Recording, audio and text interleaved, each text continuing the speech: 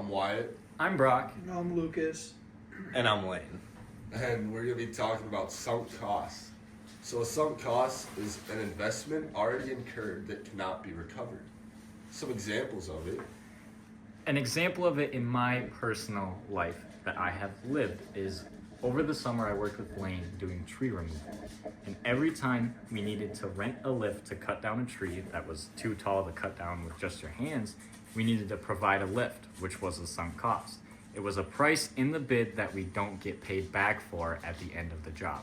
So we lose money renting the lift, but don't get to make it back. Sorry. What we'll be talking about, there's all sorts of different sunk costs all around us all the time. Like things that include rent, jobs you like and dislike, video games, and gambling, and a lot more, actually. So Brock, is yours even actually a sunk cost? It is a sunk cost, Wyatt. But how?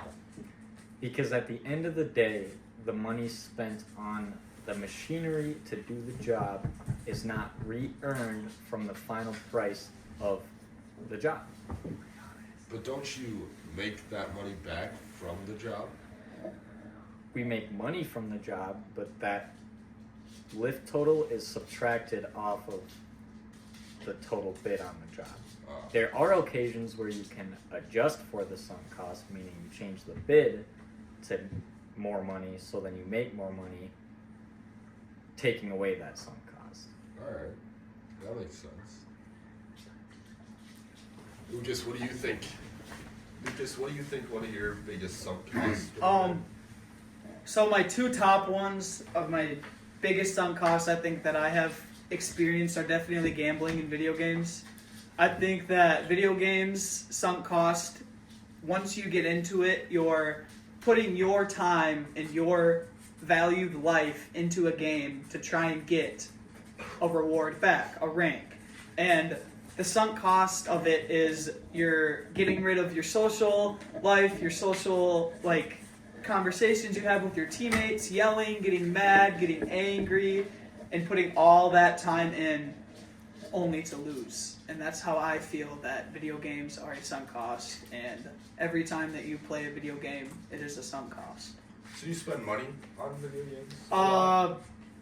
Every time there's a new cool skin or anything, yeah, I would say. How much time and money would you say you've spent on video games? Well, I think about a year ago, we all were tallying up our PlayStation hours in total. A couple of us were. And I think that my total time spent on video games was close to 10,000 hours. And I think that I have spent around $2,000 to $3,000 on video games. Can we actually just go around the circle here with that one? Brock. I'll go next. I would say over the course of my video game experiences that I have asked and put about $1,000, maybe a little more, into not only the games but aspects within the games that make you lose money without anything to gain. How about you, Wyatt? How many hours? How much time? Real quick. I'm not have you sure. I'd spent? say 3. You have 1,000, 2,000, 4,000. I'd say 4,000 out, 5,000 hours all the way around. That's yeah, good, yeah. for me, I think it's been about A lot more than that, guys. probably 7,000 if I had to take a good guess. Hours. Now I hate to call out a liar straight to his face, but I don't feel like that's true, Wyatt. Yeah, Wyatt, I feel you may have fell into that sunk cost a little more than you want to admit.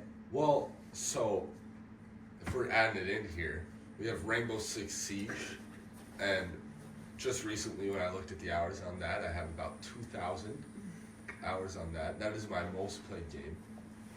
That's still better.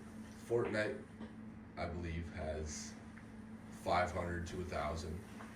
And that would be my second most played game. Then everything else is kind of just trickled in there. So I would say 7,000 is probably about where I'm at. That's I don't know. It's definitely been a lot, but not as much as I would have. Yeah, and I would think that the 10,000 hours that I have gotten is really only across 4 or 5 games.